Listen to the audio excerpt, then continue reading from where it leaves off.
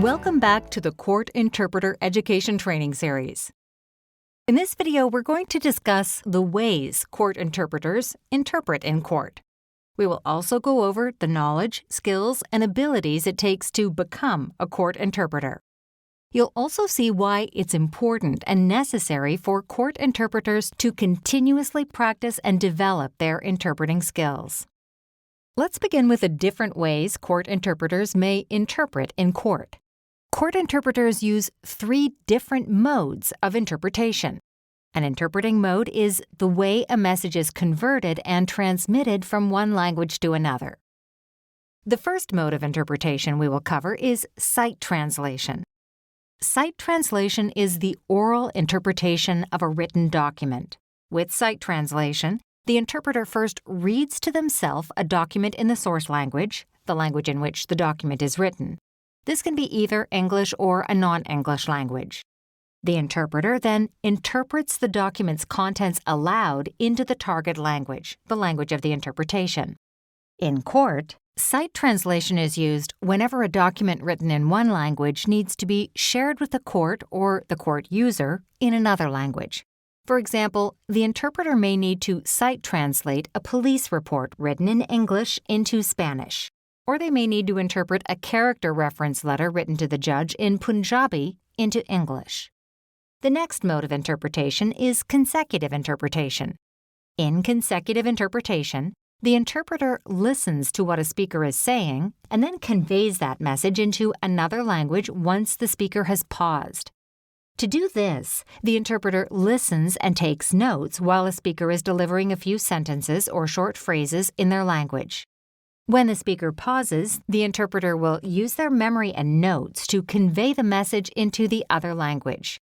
The interpreter will do this for both the English speaker and a speaker of the non-English language so that they communicate to each other. In the consecutive mode, the interpreter will usually go back and forth between the 2 languages and speakers. In court, consecutive interpretation is often used in question and answer situations involving English and non-English speaking participants.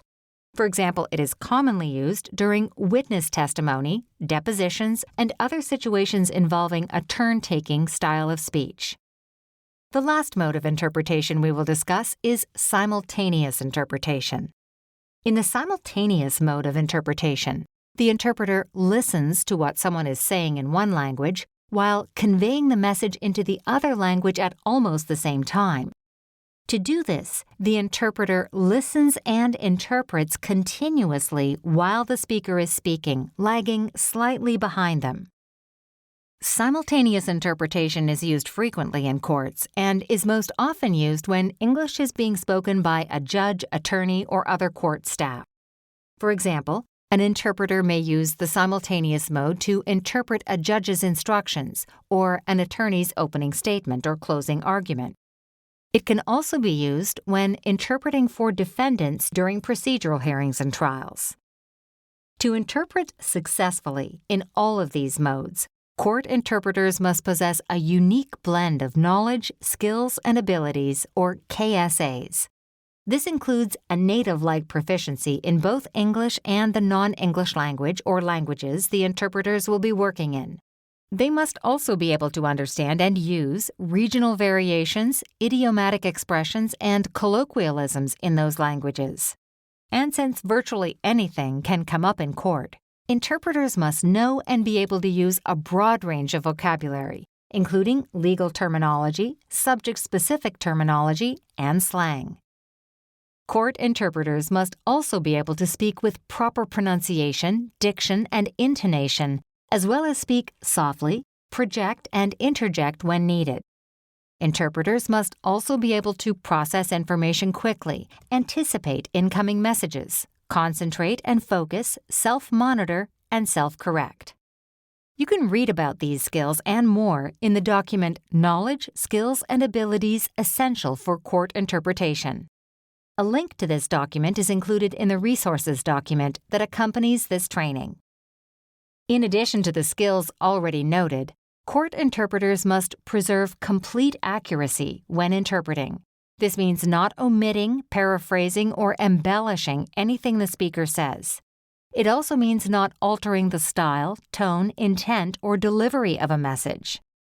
The reason such accuracy is required is that in court, the stakes are high. The interpreter is responsible for conveying the message as it is said by the court user. The judge, jury, and attorneys are relying on the interpreter's accurate interpretation to make decisions in the case. Likewise, misinterpretations can have major consequences. They could convey something the speaker does not intend. They could taint the record. They could result in mistrials or appeals.